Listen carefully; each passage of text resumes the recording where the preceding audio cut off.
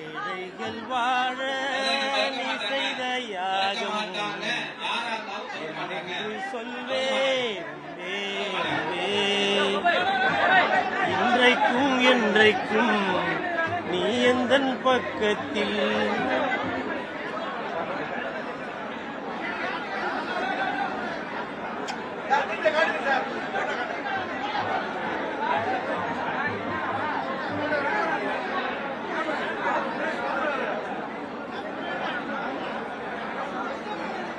இன்று கருப்பு எம்ஜிஆர் என்று அழைக்கப்படும் திரு கேப்டன் விஜயகாந்த் ஐயா அவர்களுடைய முதலாம் ஆண்டு நினைவஞ்சலி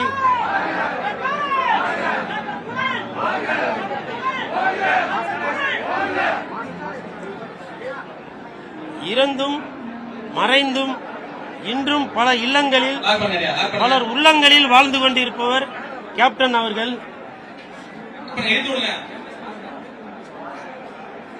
ஏழைகளுக்காகவே உருவானவர் தான் நம்ம கேப்டன் அவர்கள். அவர் படத்தின் மூலமாக மட்டுமல்ல, நிஜ வாழ்க்கையிலுமே அவர் ஒரு உண்மையான கதாநாயகனாக ஹீரோவாக இருந்து கொண்டிருந்தவர். இன்றும் பலரது உள்ளங்களில், அது வேற எந்த கட்சியா இருந்தாலும் சரி, டிஎம்கே, ஏடிஎம்கே, பிஜேபி, பாமக,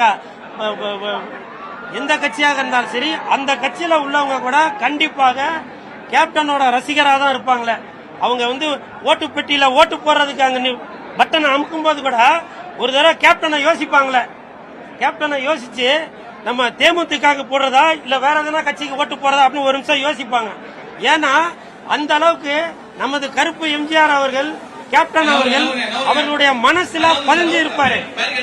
நீங்க ஒரு விசேஷத்துக்கும் டிவியில படம் போடுவாங்க, பாத்திருப்பீங்க. ஆனால் கண்டிப்பாக ஒரு வாரமும் எந்த ஒரு நிகழ்ச்சியாக இருந்தாலும், ஒரு சுபகாரியமாக இருந்தாலும், அந்த இடத்துல கண்டிப்பாக கேப்டனோட படம் எதனா ஒரு சேனல்ல ஓடிக்கிட்டே தான் இருக்கும். உங்களுக்கு வீரமும் ஈரமும் வேணும் அப்படின்னாக்க கண்டிப்பாக வீரம் விளைஞ்ச மண்ணு அப்படின்ற மாதிரி படத்தை நீங்க பார்த்துட்டு தான் இருப்பீங்க.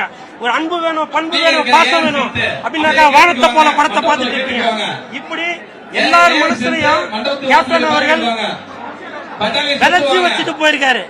நம்மளோட ரத்தம், நாடி, நரம்பு எல்லாமே நீங்க ஒரு காக்கி ட்ரெஸ் போட்டாலே அது ஒரு வாட்ச்மேனாக இருந்தாலும் சரி, இல்ல காவல்துறை அதிகாரியாக இருந்தாலும் சரி, இல்ல ஒரு ஆட்டோ ஓட்டுநராக இருந்தாலும் சரி, அந்த காக்கி சட்டை அப்படின்னால கேப்டன் தான் முதல்ல ஞாபகத்துக்கு வருவாரு.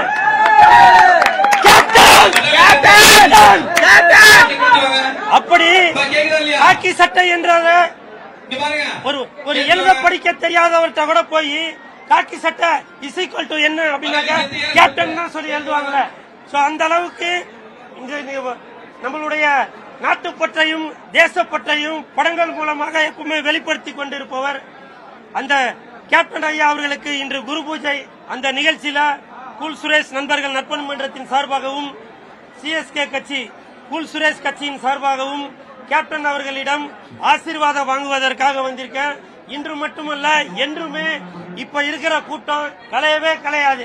ஒவ்வொரு வருடமும் கண்டிப்பாக குரு பூஜையில கேப்டன் அவர்களிடம் ஆசீர்வாதம் வாங்கறதுக்காக கண்டிப்பா எல்லாரும் வந்து கொண்டுதான் இருப்பாங்க. Captain captain captain captain